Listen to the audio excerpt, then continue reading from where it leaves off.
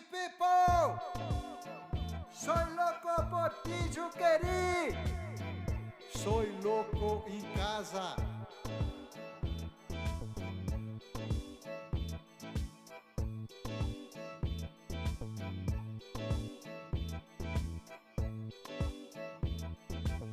Esse ano, o festival Soy Loco por ti, Juquery é em casa, em sua casa. Soy loco por ti, Juquery. Olá, sejam todos bem-vindos e bem-vindas. Welcome everyone. We are starting our third Soy Loco por ti, Juquery, and the second Culture and Health Seminar. I'm Elielton Ribeiro. I work at the Osório César Art Museum, and I will be the MC for this year's seminar, starting today on the 23rd, and we will end on Saturday, September 26th. Estou imensamente feliz de estar aqui, pouco I'm nervoso, really happy to be here. I'm a little bit nervous, but I'm very happy because I live at the Juquery Basin, and we experience a moment where Franco da Rocha is the center of a cultural explosion, and it's projecting and connecting all over the world, and he helps the connection with other institutions around the world. The seminar has a very extensive schedule with participation from here and abroad. So we have a simultaneous translation for English and Portuguese. You can find the links at the website soylocoportijuquery.com, where you also have the complete program for this summer. This event is helping thanks to a huge production team. And this team really deserves a lot of thank you from all of us. I'm here as a presenter, and I want to thank Franco da Rocha City Hall, and because through the museum, Osório César managed to do that. So Loco por ti, Juquery team for this third edition, and their partners. Goethe-Institut, Gallen-Nord Psychiatric Museum, and other institutions. The organization of Franco da Rocha City, the Museum Osório César, and the government of the state of São Paulo through the Secretariat of Culture and Creative Economy. This project was financed by PROAC, way to fund the Secretariat of Culture. This program are approaching several questions around the museum and in the city of Franco da Rocha, and it has a history based on the issues of health and culture. Hoje teremos entre as apresentações. Today, among our presentations, we're going to have a presentation from Professor Kaira Cabañas. I think that some of you have seen this schedule already, but I'm going to ask you to bear with us, stay here today and the other days, follow our publications, like our work at Museu de Arte Osório César, and through it we are having some publications on the works of art from our collection, initiatives, the topics, and all the creations that are connecting directly with this seminar. This seminar is in its third edition. The first and the second happened at the Juquery complex, 2018 and 2019, and this year we are doing it virtually because of the pandemic. So we are going to have 15 interventions around the town. We have like a truck with with sound effects like billboards, dance, interventions that will be seen around the city and will be accessible also virtually because of the pandemic. And with this will be a way to communicate the productions in the Soy Loco context through its structure that was prepared specifically for this context. So we have Ready Tag Soy Loco em Casa, which is this Soy Loco version in the context of a pandemic.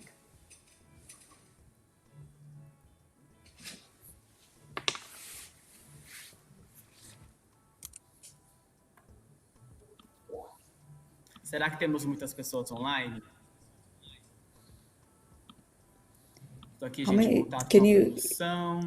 I'm in contact with the production to see what's going on. And I'm waiting for all of you to be here, listening and watching us, and waiting for the incredible Professor Kaira Cabañas from the art. She's an art professor at the University of Florida, and she researches the artistic production from Juquery. In 2018, she published a book called Learning with Madness, and in its cover we have the picture of some of Juquery artists around the 1960s.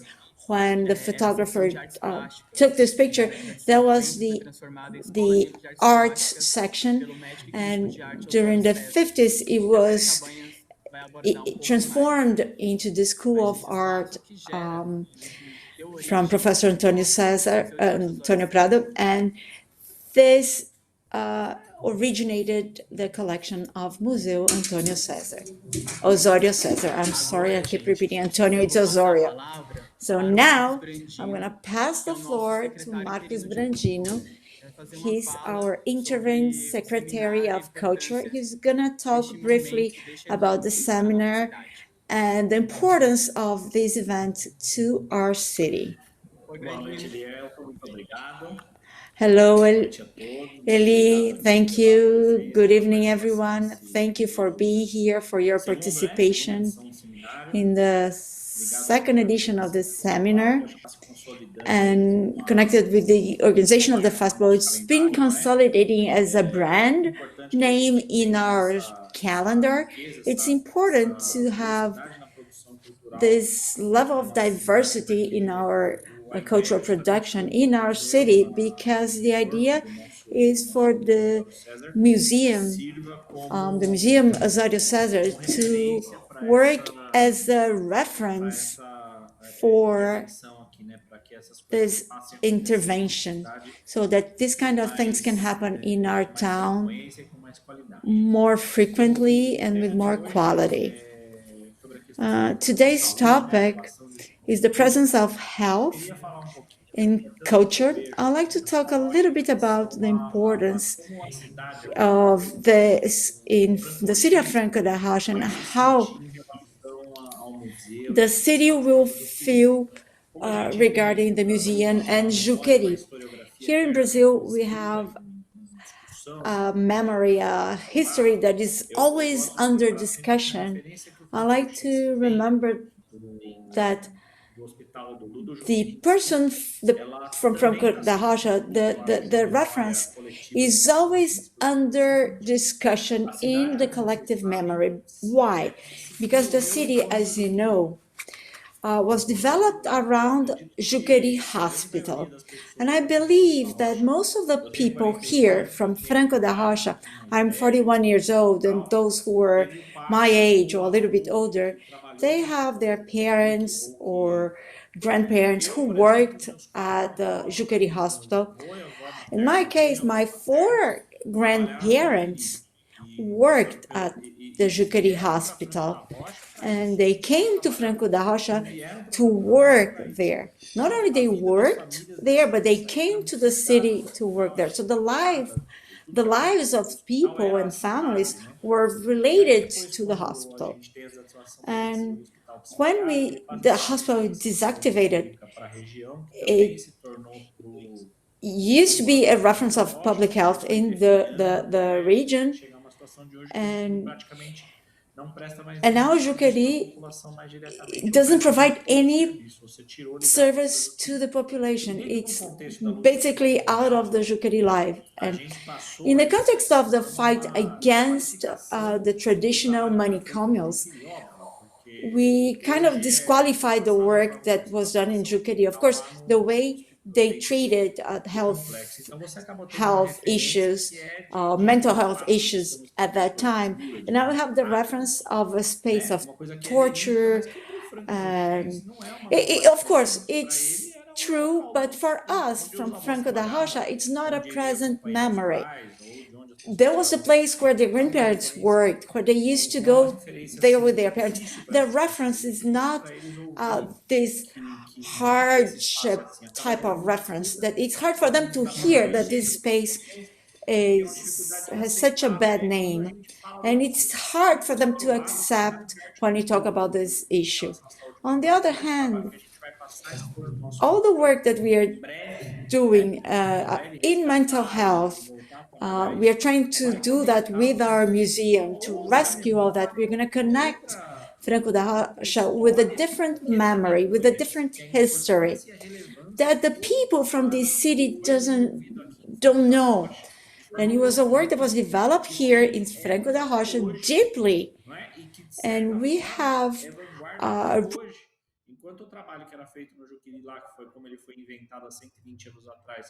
art is like in the vanguard, and it's still a vanguard today.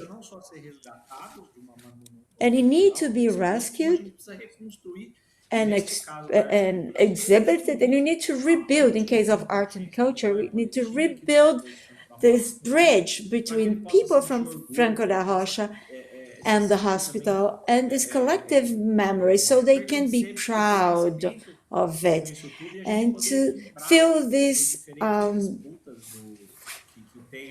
this balance of these different discussions that we have, and to feel that they belong to this. And I think for the population, they don't understand what does that mean to have a museum, to have these exhibitions outside of the city. So in this sense, the festival that you promote here is very important to have this base, so everybody can get connected to this story. When we talk about the Osório César Museum, we talk about the history of Franco da Rocha. They wait to see things about building the city, and when we tell them that we have a huge collection of works of art from where? 4,000 works of art. What does that? It's not about the history of this city. And we say, no, it's about the history of a city that you don't know. And it's part of the history of Brazil that not many people know, and psychiatric treatment. And it's always a little bit of the story of each artist that's been through this hospital. So thank you so much for being here, for your attention, and I hope it's going to be one great event. Once more, thank you, Brandino, for what you just said. It's very important to talk about each one of our artists, the museum, its complexity. So the speech that I'm going to have now with Kaira Cabañas will approach the way the museum was built, the collection, and the importance of this work. And she named it the psychiatric modernism in the Juquery art. And we can talk about this production, which is complex, which is specific, but it's also very broad and very big. So We have works of art that are now in the Berlin Biennial, and in other seminars we have artists from this region who are doing poetry based on the collection, based on one of our artists, Aurora, and it's very powerful and it's wonderful. So now I'd like to call Kaira Cabañas so she can come here and talk to us today. Hi, Kaira, how are you? Thank you, Eli, for your introduction. It's a privilege to be here and share my work with you. It's an honor to open the second seminar of culture and health in the realm of the third Soy Loco por ti, Juquery at home this time. The next 3 days, we're going to have a program and participants that are really wonderful. I really hope that you can participate and follow us. Before I start my presentation, I'd like to thank the team that is part of the Osório César Museum, everybody that collaborates and support me. And these people have been so generous with me and my research. First, I'd like to thank especially Michele, Luísa Guimarães, Tássia Elielton, Gustavo Oliveira, Edna Balduino, among others, for the support to my work. Elena Forgati, our producer, and Victor Foch were crucial to help with this technological platform to allow this geographic distance to make this festival possible. As some of you know, I'm based in Florida, so I'm talking from home here in Florida. I miss Brazil so much and traveling to Brazil, and I hope that everybody in this context and during these challenging times to be safe and hopeful. I'd like to thank Fernanda as well, the curator of Pinacoteca, who revised the translation of my presentation. So my native languages are English and Spanish, so if there's any mistake, that is my mistake, not Fernanda's. This work is based on the history of art. I'm not a psychiatrist. By having said that, we will start my presentation. We were going to have a transition to the presentation with slides. Thank you.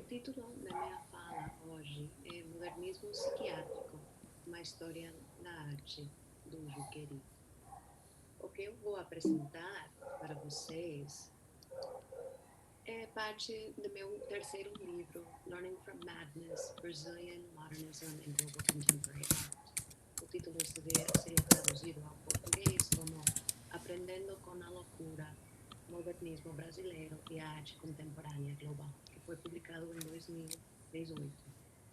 Este projeto traça as intersecções entre a arte e psiquiatria no Brasil, durante 4 diferentes épocas, ao longo dos séculos 20 e 21. A palestra de hoje está estruturada em 2 partes. Depois de uma breve introdução, na primeira parte falarei sobre a apresentação de trabalhos de pacientes psiquiátricos no contexto da arte bruta e de estudos psicopatológicos.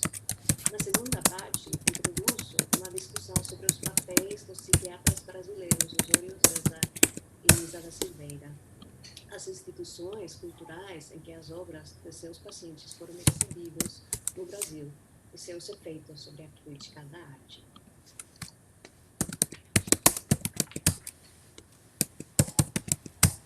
A pintura faz poucas aparições no decorrer do livro A História da Loucura de Michel Foucault. Mas quando isso acontece, The History of Madness from Michel Foucault. But it works as a privileged testimony in showing, like the painting coincides with the images that we can see in our slide today.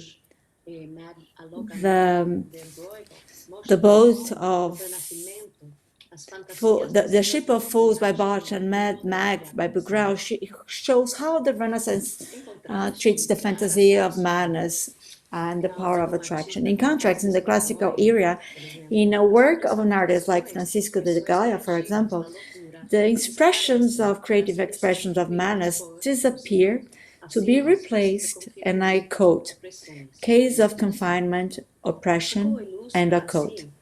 Foucault now illustrates through pictorial representations the difference between an era when madness was contiguous to everyday life and the classic era where madness was confined.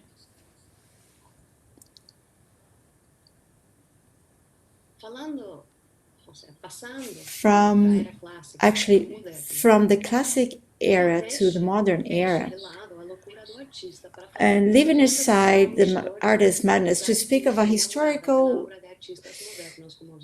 appearance inaugurated by the work of modern art such as Van Gogh and Antoine Artaud, in which he tells, and I quote, from now, it's through the mediation of madness, the word that turns around the work, sued for work, forced to speak in its language and forced to participate in the recognition of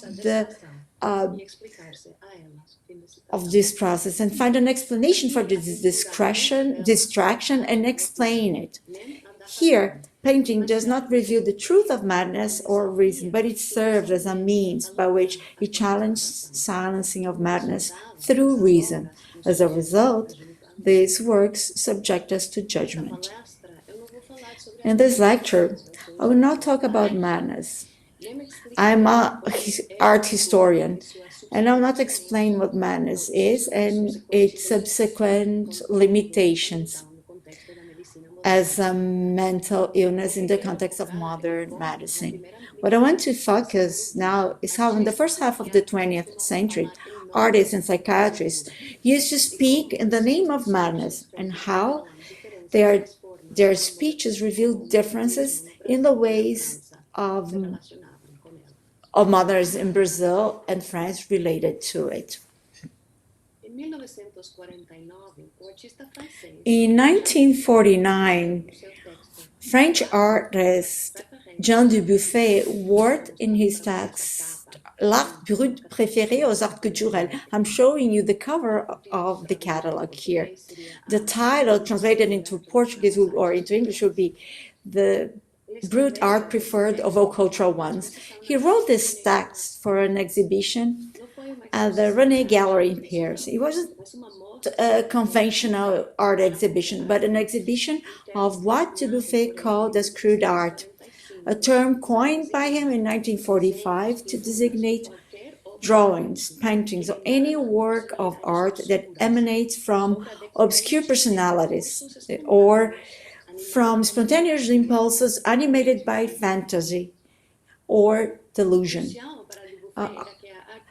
Crucial to Dubuffet was that art brut was not prior to any translation of, for example, primitive art, naive art, or children's art, as well as its concept to exclude any artist with an academic background. Art brut is a concept of a not contaminated art by the official culture and its institutions. It's an art that doesn't revive from conventions, but from the very depth of the artist. And here, I don't have many pictures, but I'm just showing you some pictures from what Dubuffet was developing at this moment.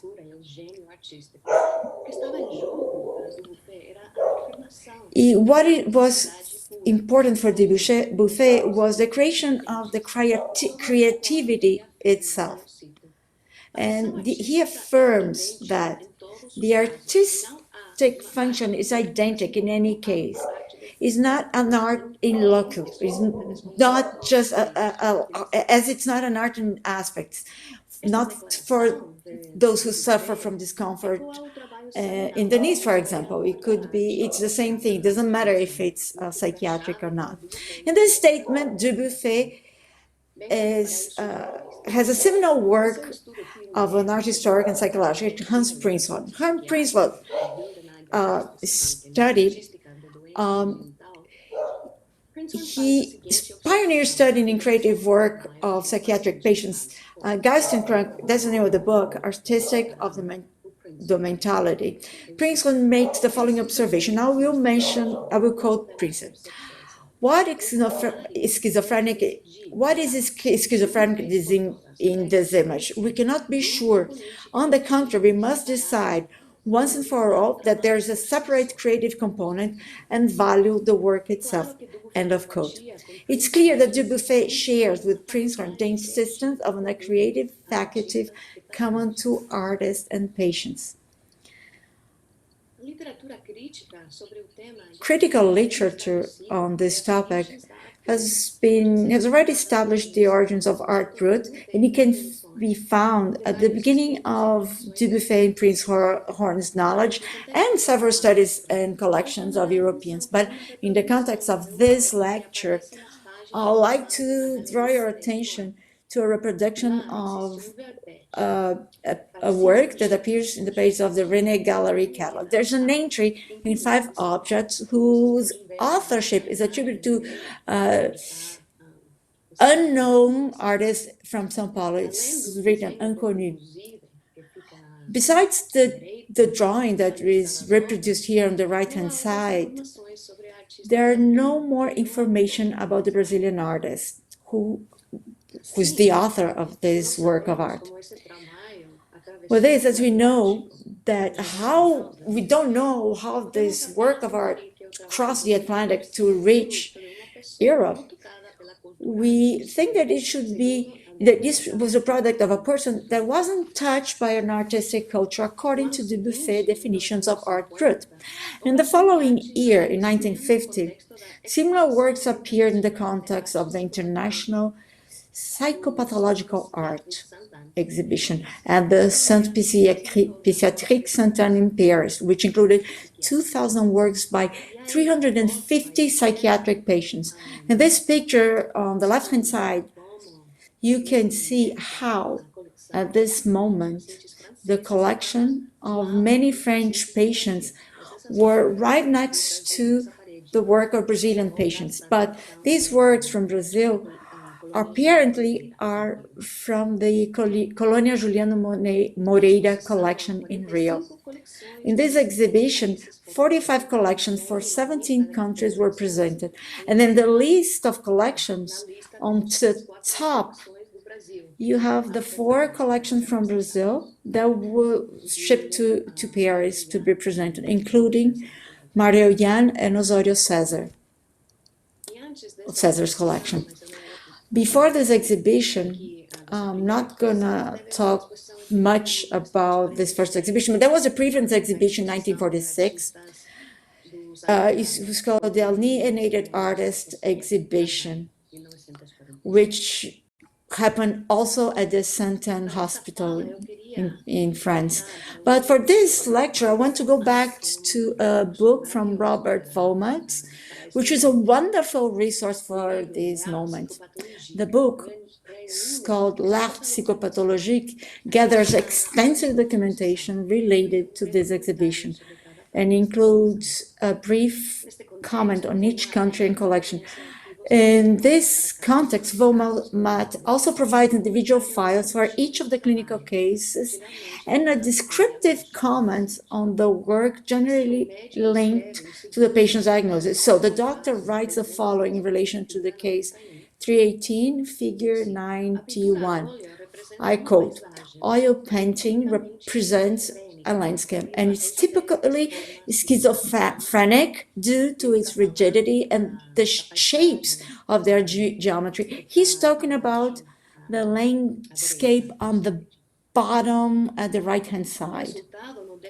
As a result, in the course of his book, Volmat states that the paintings are direct expressions of the artist's personality, ensuring that, and I quote, that the mental patient is fully expressed in his works or her works. Their work fully expresses their disease, end of quote. I'd like to go back to the Brazil section and the first case in the collection of Dr. Osório César, and the patient's name is Albino Brás. The case description is on the left-hand side, and it starts as follows, and I quote, schizophrenia, overexcitement, ideation, association, ideas of greatness, exalted moods and altered actions, good spaces in time orientation. However, what interests me here is less the report than Valmart's final two lines on Albino Brás' work reproduced in his book, the image on the right-hand side. Citing the catalog from the gallery, Valmart explains that part of Brás' work was previously exposed by the Art Brut company and attributed to the unknown artist in São Paulo. The French context, Brás' works is both a good example of art brut and psychopathology.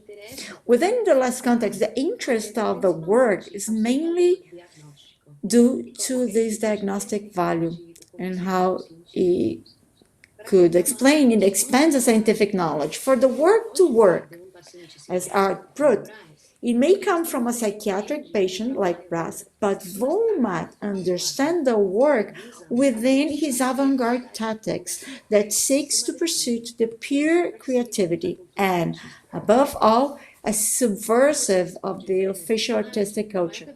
So as you can see on this slide, Brás' work ends in two different collections in France. The Art Brut collection in Lausanne and the collection of Saint-Anne Hospital in Paris. However, what Art Brut shares with the psychopathology of art is a rupture with the correlations and spaces of official artistic culture in the first place. That's the most important thing. What could happen if this type of work, and more specifically the work of psychiatric patients, were presented not as themselves, not as outside or outsider of the official culture, but as part of the cultural production in itself, in order to understand how this type of work was understood differently in Brazil, we have to take a look at the initial studies from Dr. Osório César and Nise da Silveira, and also the spaces where the creative work of their patients' works exhibited. Dr. Osório César was also a violinist and a writer who published criticism, who was a music and art critic. Dr. César started working at Juquery in Franco da Rocha in 1923. According to his own testimony, when he arrived at the hospital, many patients painted and drew, although there was no space dedicated for these activities. In the 90s, there was no actual space dedicated for patients to their creative activities. In 1929, he published his original study, Artistic Expression in the Alienated, Contribution to the Study of Symbols of Art. And he offers a psychoanalytical analysis of the creative works of Juquery's patients. Although there's very little literature available in Brazil at the time about it, César's texts reveal his familiarity with the work of Barton Hallett and Hans Prinzhus. It shows that he was very aware of this emerging field in the 90s, which in the creative work of psychiatric patients had become the object of scientific and artistic studies.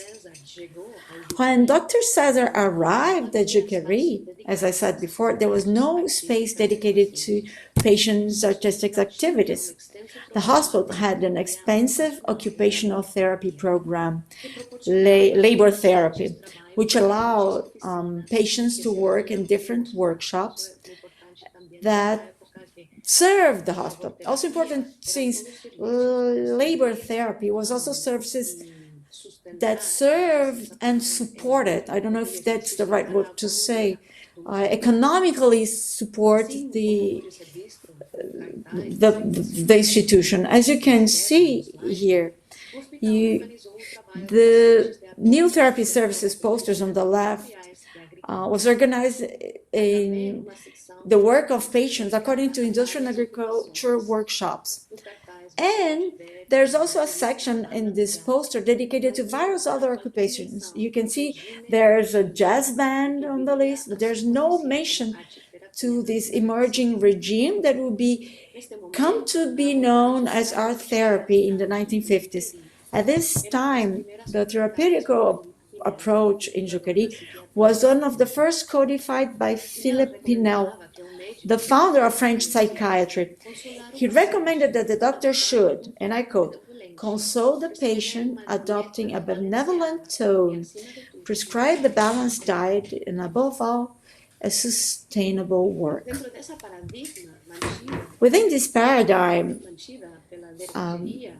kept by Juquery, the physical work helped to distract the patient from the exclusive focus on their delirium, while the doctor could classify the disease through observations and transcriptions.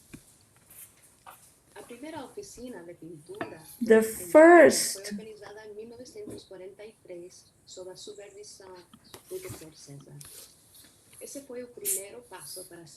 This was the first systematized work of the patient's work. Around 1948, Dr. Martin Lian also began to monitor patients' activities. His work led him to establish in 1949 the plastic arts section or art section that will later be known as the Free School of Arts. And I will talk about that later. Dr. César organized an exhibition of the work of Juquery's patients at MASPE in São Paulo. And I would like to draw your attention to how unusual it was to have these kind of works on display in an art museum and not in a hospital at that time. As far as I know, there are no photos of this installation, of this patient's exhibition at MASPE in 1948. Additional information may have existed, but a fire in 2005 destroyed a large part of the Juquery library and Dr. César's file kept in Juquery. So for that reason, I will turn my attention to the events related to what happened in a similar way, or what was happening in a similar way. Dr. Nízia da Silveira started working as a psychiatrist at the National Psychiatry Center in 1944 through her career. She was When she started her career, she was referred as the rebel psychiatrist who criticized the psychiatric institutions and its aggressive tactics such as lobotomy and electroshock. These facts were dramatized in the movie Nis, The Heart of Madness. In 1946, Dr. Silveira opened a painting workshop for her patients at the hospital. And she used to talk about customers or clients. This vocabulary have been changing a lot throughout this century.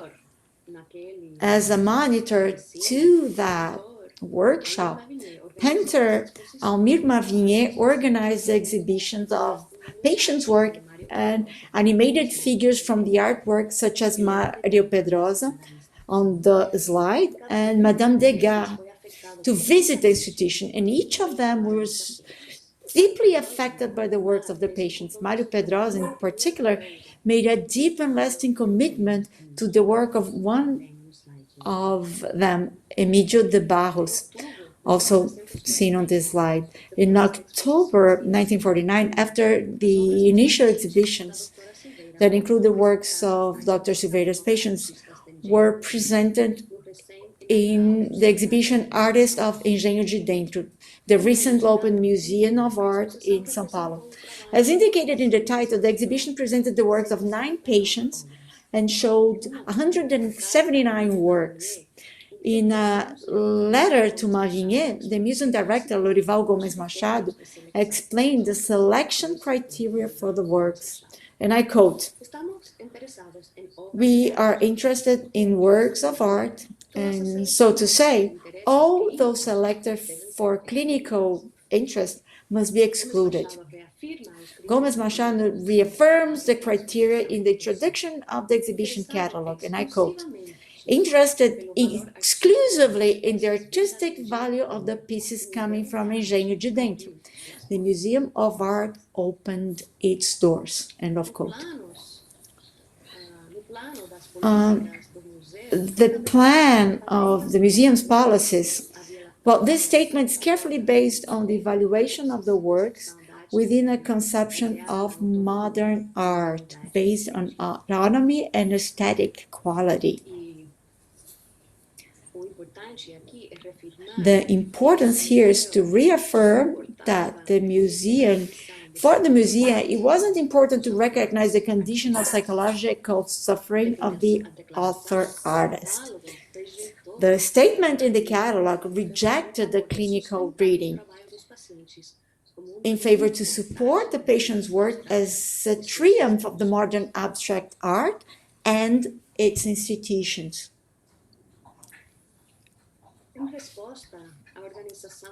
In response to the organization of local exhibitions and international exhibitions, as shown from articles in Engenho de Dentro and the psychopathology art in Paris, the administration of Juquery finally supported the formation of a section of art in 1949. It was initially led by Marillian, a colleague from Osório César. And a section that was recently created also decided to employ a professional artist, a decision that was informed following similar happenings in Rio and the works of Mavinier. And in the writings of the 9 artists from Engenho de Dentro, César mentioned the development the following ways. And I quote that Osório César, and it's important to mention that he was also an art critic, and he was very interested, and I'll say that in English, he was very aware of what was going on in Rio and in modern art as well. So, and this, what he writes about this non-artist, he says that in this exhibition that we present, we show how unbelievable we managed to do it, not only from the technical point of view, but also the expression of colors created by a group, not only respecting their ideas and their impulses as creators. End of quote. About hiring a professional artist in the art section of Juquery, Marillian, in his report, why he created this space, he states, and I quote, "Talking little and allowing a condition for work that are more favorable, suggesting ideas so they could have in the same section a permanent exhibition of works so that the newer works would replace the older ones. The monitor of this section will create around them an ideal environment for the success of this new section." End of quote. For Lian, this environment, the ideal environment, was not only to teach art, but to encourage and guide the patients in their spontaneous production within a work environment that was favored and organized. The newly conceived art section also had its own space. It was an old hydrotherapy room with bathrooms equipped with tables where patients could work. The new space allocated for the patient production introduces a change in the hospital's approach to patient work, physical or creative work. It was a shifting paradigm from labor therapy to art therapy. And here in both images, you can see on the left-hand side the bathtub that is being used to produce ceramics. And in the picture, we have Aurora, a well-known artist from Juquery. You can also see the shower tube in the room from the old hydrotherapy room. And so you can still see some traces of its previous use.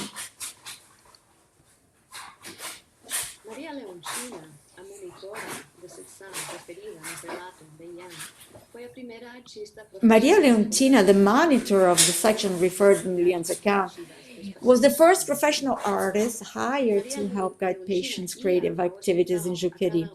Maria Leontina went to the hospital every week or two for about 2 years. She was also a well-known painter at her time. Her first solo show was in 1950 at the Thomas Gallery. The exhibition received a very positive response from the press, including critic and a review from Osório César. At that same year, she joined the Brazilian delegation for the Venice Biennale. About her work at Juquery, she remembers, and I quote, "I was nominated by art critic Osório César, and this experience as a teacher was very important," end of quote. On the slide, I'm showing a very realistic drawing of a patient on the left, and here you have a representation of Maria Leontina. She's basically in the middle of the drawing on the left, and also Aurora at the right corner of the drawing. I don't know much about this photo on the right-hand side, but Maria Leontina also appears on the pages of the Bulletin of Colônia Juliano Moreira in 1953, alongside the work from the patients of the colony. Para a exposição de artistas alienados no MAM, São Paulo, que aconteceu em 1951, é provável que Maria Leontina The artist, it's probably Maria Leontina selected the works that were exhibited.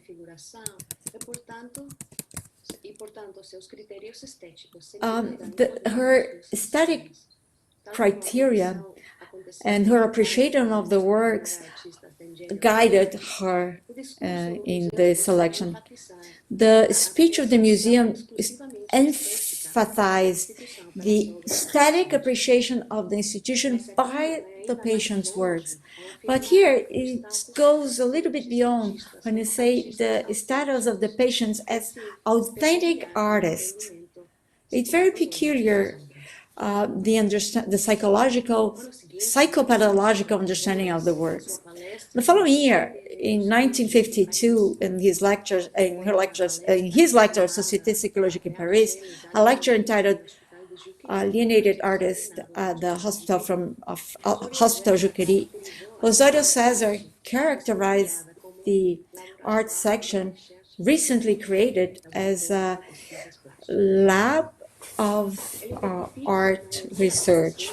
He identifies most patients as schizophrenic and comments on the rich symbolism found in his works. He also talks about how a professional painter was guiding the works. So he asked the following question, and I quote, "What results did we get?" And he says, and I quote,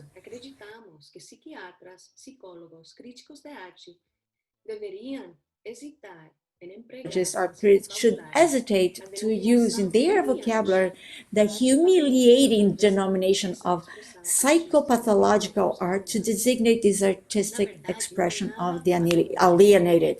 In fact, there's nothing pathological there. It's just an expression of the feeling of an inner world different from ours, end of quote. The work of psychiatric patients found a positive reception in Brazil and enjoyed a robust legacy in the post-war years. Critic Mário Pedrosa developed his concept of art virgin in the late 1940s because of that work with Emílio de Barros that was presented at the second São Paulo Biennial in 1953. Tanini includes an unusual art section at the São Paulo Biennial in 1981, and Elisa Ferraz organized, together with the Osório César Museum, the exhibition Limits of the Unpredictable in 1987, and the Discovery exhibition included an exhibition of the unconscious image. And there you have it. I have my dear colleagues, Luis Carlos Melo and André Mandaler, who helped to organize this work, and they still work and is at the Silveira Institute as a member of the organizing committee. So these are just some of the many exhibitions, discussion panels, events that took place and will continue to take place in Brazil, just like this festival Soy Loco por Ti, Juquery. In 1974, I just wanted to briefly say that Osório César donated 102 works by his patients to MASP. The donation stated what he had sustained during his lecture in Paris in 1952, that they were, and I quote, works that could be included in any museum of the world, end of quote. And on the slide, you can see the reproduction of a letter from Baji, MASP director, as he talks about how precious this donation of works were to MASP, the Museum of Art in São Paulo. As we've heard in Brazil, and in the context of the new created MASP and the MAM, the Museum of Modern Art, and the work of patients was defended as art and as part of the modernism itself. But in both cases, as art brut in France or as modern art in Brazil, the works were supported in large part because of their aesthetic quality.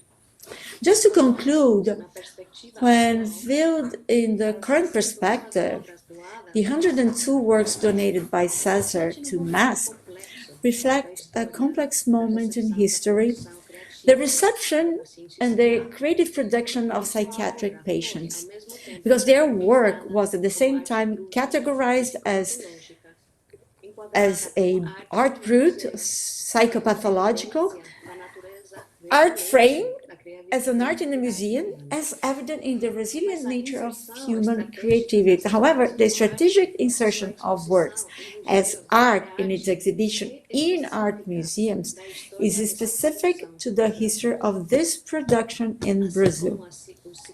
Just as the country psychiatrists were pioneers in the emergence of art therapy and the use of these exhibitions in museums as a platform to go deeper in the knowledge of art and psychiatry. So here I would like to briefly say that in the French context, the passage from the asylum or the hospital to the art gallery, for example, in the case of Art Brut, it took 20 years from the first exhibition in Sainte-Anne in 1946 until 1967, when Dubuffet finally allowed his collection to be displayed in a museum.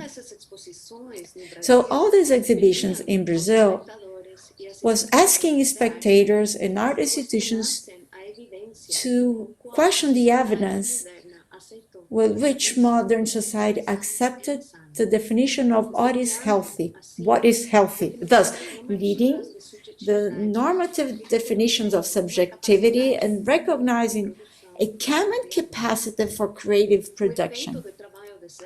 So the effect of César and Silveira's work was to show how artistic creations can emerge from clinical context and cultural context, even when both production sites, the hostel and the artist studios, in a historical moment, represent two different set of practices.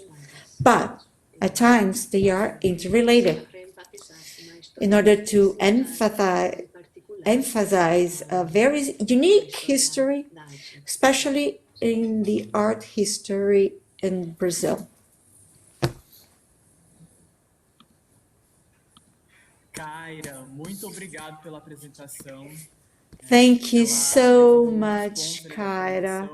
She presents many points of the creation, of how we created, how Museu Osório César was created, and part of its power, and how it's exposed, that it needs to be recovered here in the city of Franco da Rocha, and its importance in the formation of the modern art in Brazil and in the world. So I like to emphasize for the questions that Soy Loco por Ti Juquery is a festival that were idealized by Trapézio cultural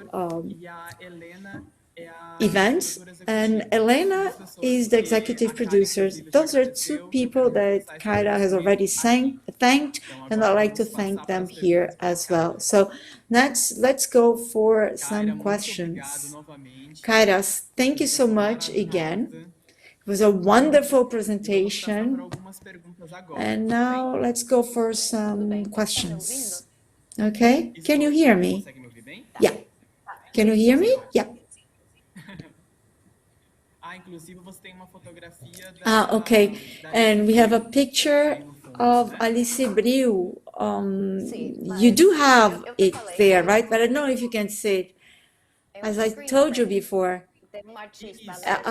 it's a screen print, so it's not a very good quality. But yeah, that's an Alice Bril picture. Okay, let's go to some questions. The first one is from Fernanda Peter. She's here with the transmission with us, and she wants you to tell a little bit how you got to this research that involves Osório César and the Juquery art. Thank you, Fernanda, for your question. I started around 10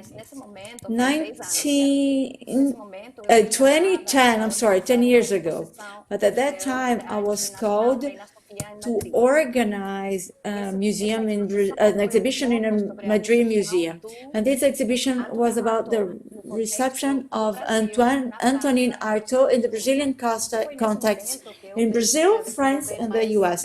And that's when I started developing some thoughts and research on the relationship between art and psychiatry.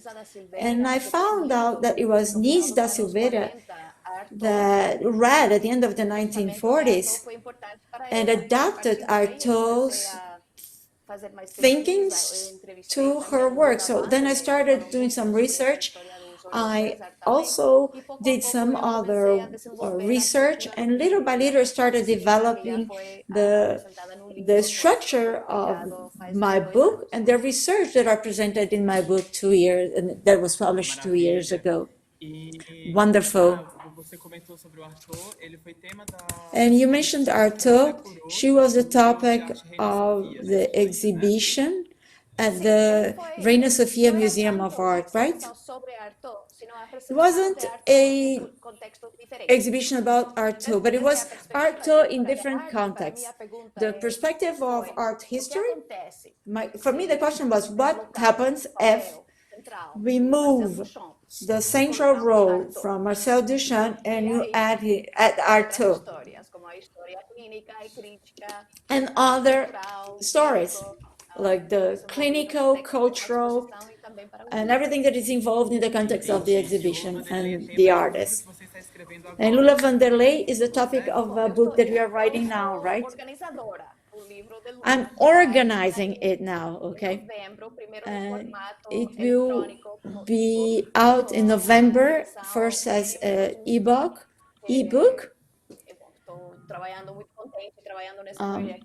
Really happy working on this project about with Lula Vanderlei.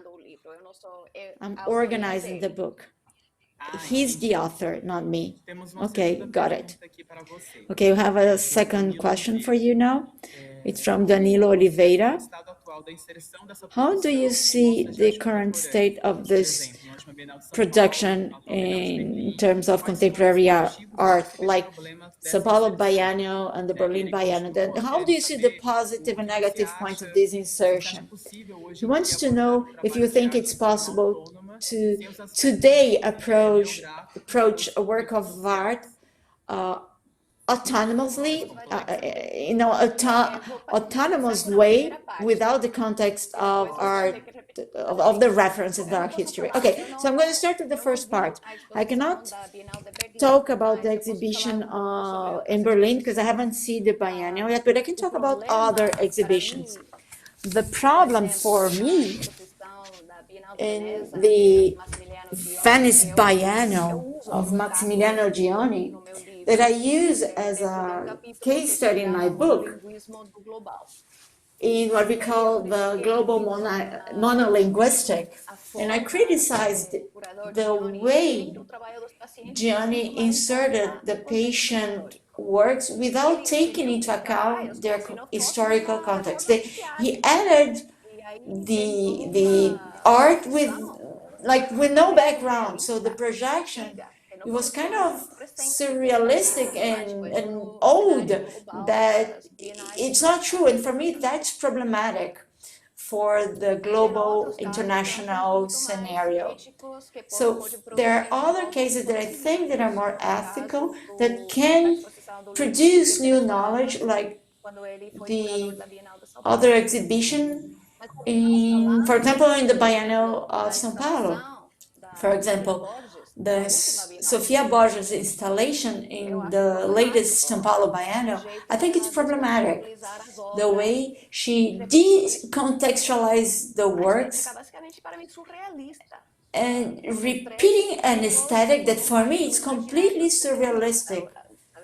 There was like an imaginary pact, surrealistic imaginary pact, and it's appropriated in her work without taking into account the history behind it. Of course, it was her artistic freedom, but I think that nowadays we need to develop new technologies, curatorial technology to develop this work, this kind of works. I don't know if that was enough to answer both parts of the question. As far as I understood, you did. Let's say if Danilo tells me if it's okay or not. Hello? We have one more question here. Is that okay? This question is about Silvana Girard. She's one of the researchers that are going to present her works in the seminar. He's going to participate on Saturday. And her question is, Kaira, how would you add the art produced in psychiatric hospitals in the Brazil history of art? I think it's part of the Brazilian modernism. I think that today there's no way not to talk about that. It's a central part for me. Coming from the US, when I got to Brazil, and I saw that this was a very different story from what I had learned in the US. It's very important because it's talked about the singularity of something very specific and very radical. It's not that now it's been inserted. No, it came all the way from 1940s. And I think it's important in the Brazilian art. It's a constitutive part of this modernist aesthetics in Brazil. Of course, there are some paradigms that are changed, but yeah, it's central. Yeah, I got it. Thank you. Vinicius said that Osório César was an art critic.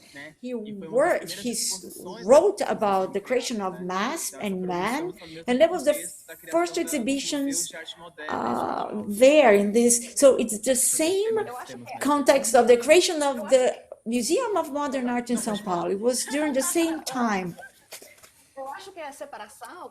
I think that separating it today is more artificial, and we cannot continue to separate, because before it wasn't that like that. Okay, I got it. We have Mateus Torres' comment. When the pandemic ends, Kaira, come to Brazil to launch it in Brazil. Of course, for sure. At the end of the pandemic, definitely. I love to work. I mean, the Museum of Osório César is one of the best I've seen. And the work you do is so professional, so detailed. Congratulations. I'm really flattered. Thank you. Thank you so much. Okay, do we have more questions? Yes, we have one question from Cristiana Fatinetti. How do you see the role of psychoanalysis in the art of hospitals to the psychodiagnostic use from the 19th century? Coming from therapy and then all the way to becoming art, seen as art. Okay, there are several issues here. We have the psychotherapy. Osório César, I'm going to talk about Osório César in his context, okay? But he was studying Freud, and he used Freud for his diagnostics in his patients. But he was also an intern in a French hospital during his years, right? So he started studying it, and there was a change in the way he thought that why art wasn't used like before. They were not using psychotherapy in the same way. And Freud, which is very curious, when he talks about the artist, he doesn't talk about the visual production of the patient. When he's looking for the disease or trying to understand the disease, he's talking about Michelangelo and Da Vinci, and that's kind of curious. And he's talking about the great art maestros. Yeah, I got it. We have one more question, and it's from Eduardo Rosani Jr. Kaira, do you think that the work from artists of Rosário has any similarities of Juquery and the Colônia? Are they different? I have a chapter on that, and this is also translated into Portuguese. If you have a more developed answer, is published in the magazine Ars from the University of São Paulo. I think that Obispo works is different. And from there, we can get some other issues. Especially, he wasn't working in the context of a studio, a collective studio, first thing. And Juliana Moreira as well. And Obispo is working during the psychiatric reform as well. I think the materials used from Obispo lead us to different questions. And I think we could start, what was the materials that the patients were using? From these materials, what can we learn from the context where the art was produced? So instead of saying, okay, the Obispo looks like Duchamp, no, he was using the wires or the ropes from patient uniforms. This materiality talks about the context. So we have other questions to ask when we approach Obispo's work, especially in the context of the art circuit. Yeah, and the readings, the colonial readings, as in black artists and so on, and the production. I say that in my book.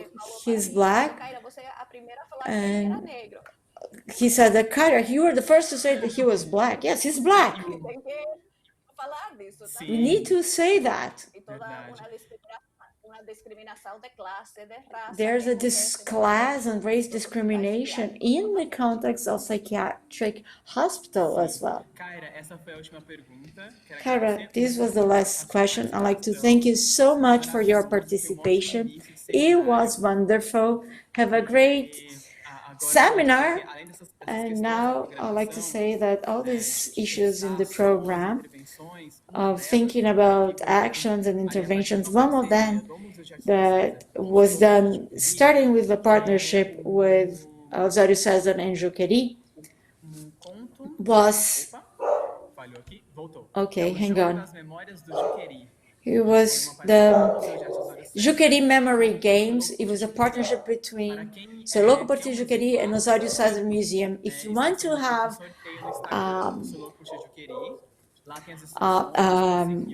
one example, one of these catalogs, we're gonna have a raffle, and you can also receive it. And it talks a little bit more about the works and how it works with the diversity of our collections. We are coming to an end of our first day of the seminar, but first of all, I'd like to say that tomorrow we are going to start at 10 in the morning because we have participation from Switzerland, Living Museum there, and there is going to be 3 in the afternoon. So we will go around the Living Museum in Switzerland, take a look at the production, and then we're going to have a round table about the philosophy of care. And you're going to have the participation of Jens Varkon, which is one of the founders of Live Museum and the current director of the New York unit, and the doctor of Rosin Emma from the Swiss Museum, Gloria Sham, who is the art therapy of one of our sister museums here, and Paula Karkowski, who is a psychologist and art therapist at Juquery, and she worked with social reinsertion of the patients who are still hospitalized. And then we're going to follow the museum in Switzerland. So stay with us. I'd like to tell you that the mediation of this roundtable will be by Eduardo Torres, with a PhD in public health. He works in a National Institute Nízia da Silveira. Eduardo was here with us in this live, and he'll be here tomorrow live, mediating this roundtable. So now, before we end it, I'm gonna show 2 videos. One is from Living Museum, Joseph Gomes, and the other is Satírio, artist from Franco da Rocha, who was a patient at Juquery, and now he has an art gallery, actually an art studio, a studio that he created with his works, and he's still producing. And you can see now live, there are short videos that shows many images. And there's a wonderful dimension of these articles. So stay with us. And Kaira, you're back. Do you have anything else to say? I wasn't expecting to come to the screen again. I'd like to thank you all for the invitation, for the participation. And now I'm waiting for the videos here. Thank you. See you soon. And I hope you can come here after the pandemic, as Matthias mentioned. Of course, definitely. Tem pessoas no momento que estão nascendo para viver para sempre. Tem pessoas que estão vivendo para morrer para sempre.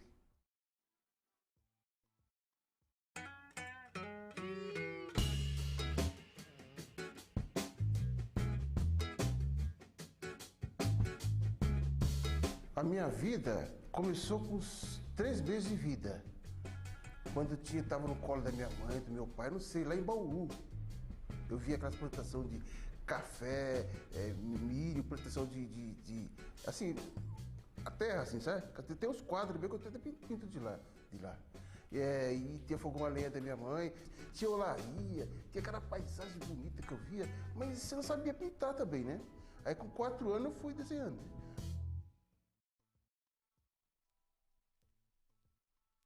O nome do colégio era Educandário Dom Duarte da Liga de Senhoras Católicas, lá na João 23.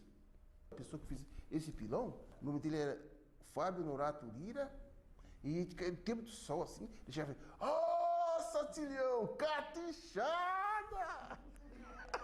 Ele tinha que catar inchado pro cartilho.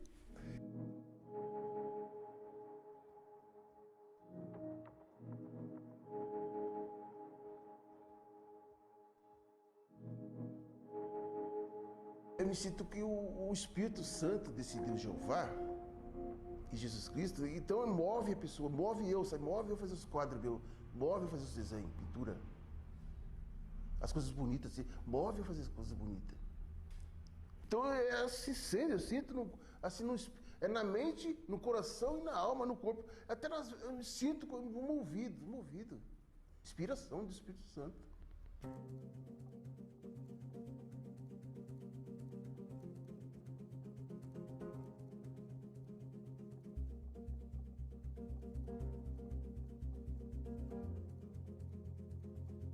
E ele é o Simba, né? E Marujo, né? Então ele parece comigo, o Gaia Júnior, que fez o Zorro, Pedindo Espaço. E tem aquelas cordas lá, por exemplo, minha vida, né? As cordas. E isso, a cebola é que chora, que fica assim tão feliz e fica chora, né?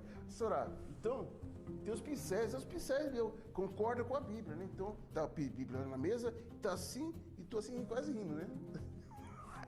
Aí, é que eu concordo com a Bíblia ali sozinho. Tô sozinho ali, né?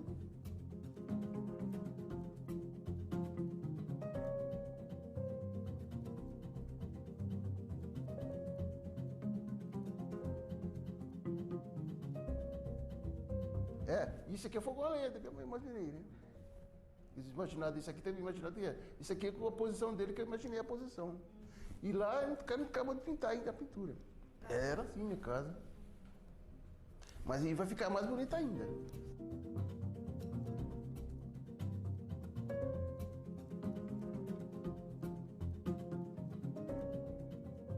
Aquele lá é o pé da minha mãe. Foi a hora que ela estava assim, por exemplo, sentada na cama, assim, com os pés assim, boiana, eu tava jantando com ela, né? Aí eu brincando, jeito meu, aí eu falei, mãezinha, bolinha, fofinha, gordinha, brincando dela, bolinha, fofinha, brincando, né? Aí ela falou, filho, ela costurando roupa, né? Filho, respeita a mãe, segunda-feira você vai receber ordenado do óculos, né? Assim, do óculos lá, assim. E eu tenho lembrança disso dela, já vai pintando um quadro dela. Esse quadro dele lá no Hospital das Clínicas. Eu falei, esse quadro fica para vocês aí, é para os médicos, para as médicas.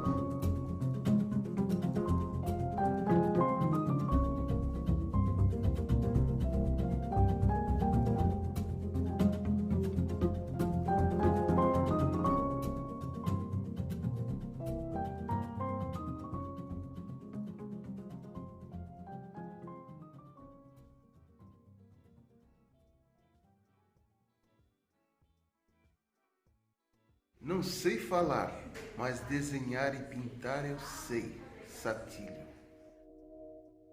E os quadros meus tudo grande, porque eu gosto de pintar quadro, comprar tela grande para ver o quadro, né? Para ver a pintura. Se for no museu, uma cabecinha só, para ver um quadrinho só, né? Agora, no museu é muita gente, né? Por exemplo, esse pincel aqui, ó. Esse aqui é grande. Isso aqui fazer detalhe. Vou fazer detalhe com isso aqui, uma telinha simples, de não dá, né? Aí, ó.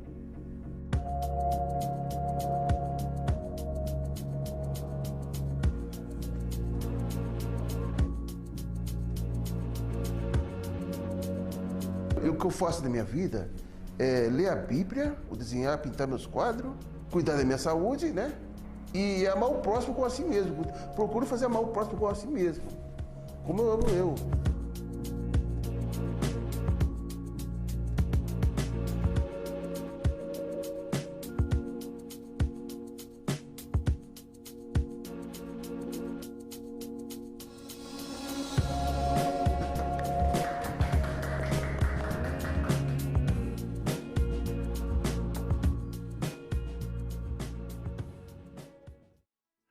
My name is Joseph Gomes, and I'm from California originally.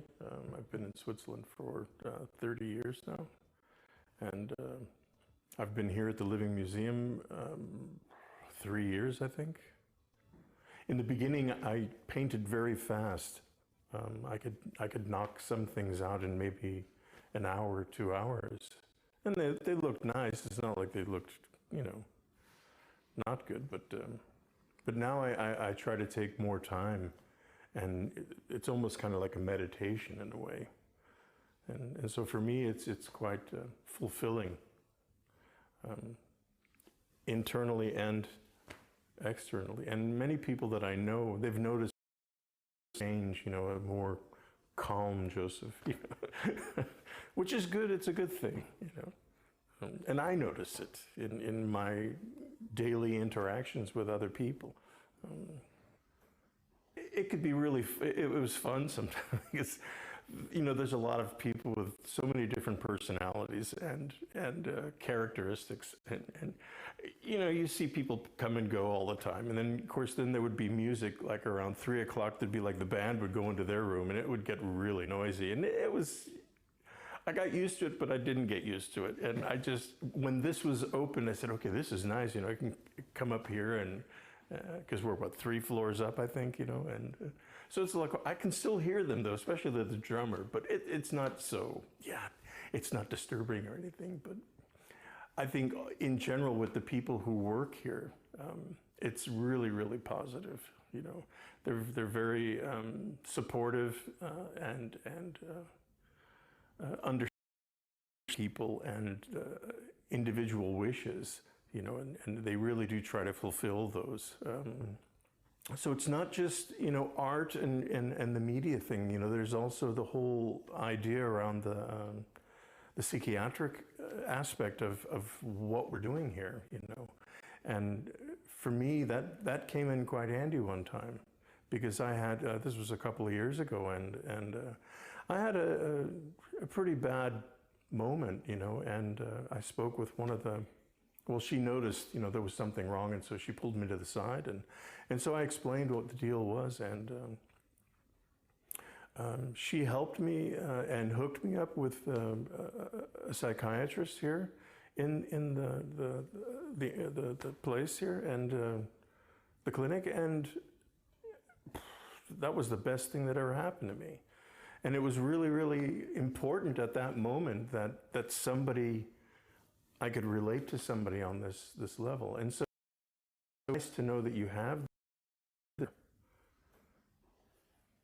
Most people sort of stay to themselves a little bit, but I try to interact with people as much as I can anyway. I'm kind of a solitary kind of person when I'm working, but if somebody comes along and starts asking me questions and talking to me, then I'm more than willing to talk with them as well, you know. And I've found that other people here who are involved are also open for the thing. But if you start talking to them, you know, they open up. I mean, it's easy going, you know. So ideas just come to me, like this particular picture that I'm working on now. This is an idea that I've had for a long time to do something along the lines of an Aborigine thing. With respect to the Aborigines, I don't use any of their symbolism or anything else like that, because their paintings are very holy. You know, they're holy, they're very sacred to the Aborigines themselves. And so I've more or less just sort of taken the style, you know. Yeah, I did a catalog with Artbox Publishing, and because it's fairly cheap. I mean, it's a good way for beginning artists to get their work out there. The cost was, I mean, all things considered, it was minimal. The book is available on Amazon. I just wanted to do something with points. I mean, these took forever. I would do like one color all the way across and then start with another color and then another color. And like this blue one was a picture. There's a picture underneath this, actually. This was one of the ones that I resurrected, so to speak, because it was just some crazy thing that I did, and I didn't like it. I got some gesso, colored it, and it turned out exactly as I wanted it, how I had it in my mind, you know. Okay, I mean, I was a chef, a cook chef for years, and I learned the culinary from a very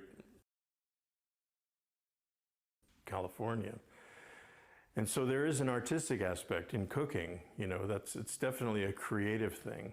And recently I like to bake, and recently I made a wedding cake for a very good friend of mine and her husband. And originally I was only going to make just a cake. It was just like it wasn't a big deal. And I just said, well, I'm just going to make a real wedding cake. And so I did. It was 3 levels, and it was a lot of work.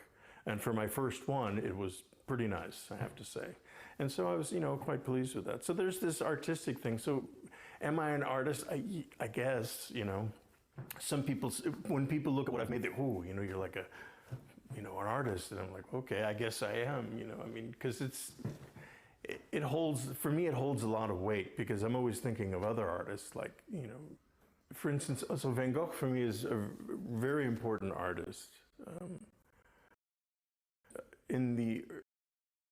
I did a lot of just little strokes, looked like rain coming down. I have one picture here that I could show you later. And that sort of evolved into other things, and also doing pictures of suns. I have another picture because I like Hundertwasser. And so I kind of did something, it's not necessarily a Hundertwasser, but for me, it's a reflection of some of the styles that he used. I can look at their artwork and I can say, okay, well, that's kind of interesting. Just pull a little aspect of it and put it into an idea that I have. I like natural settings. They're really nice. And so it's something I might try to move into. I don't think I'll stop doing abstract, though, because I really like abstract. It's sort of how I am. So, in today's world, a lot of people are stressed, a lot of people are stressed. Many people don't know which way to look or feel or think, because there's just so much coming at you all the time now, and from so many different areas. And it can be very overwhelming. And art, as a societal thing, it can change people. It can mellow people out, and it focuses you more on an internal creativity, which I believe it's in everybody. Some people say you have to be born like this or that. No, no, I don't believe that at all. Because if you concentrate, as you said, like the 10,000 hours, if you concentrate on something and you keep doing it and you keep doing it, you're always going to get better, as long as you want to get better. And the better that you get, the more calmer you feel and the more self-confidence you feel about yourself as an individual. And I think the living helps people to achieve that. I mean, that is the purpose of it. I couldn't see it not being part of a constructive part of society. I could not see that. I think more people need to know about it. And these things should be everywhere. Hello, crazy people! Soy loco por ti, Juquery! Soy loco em casa.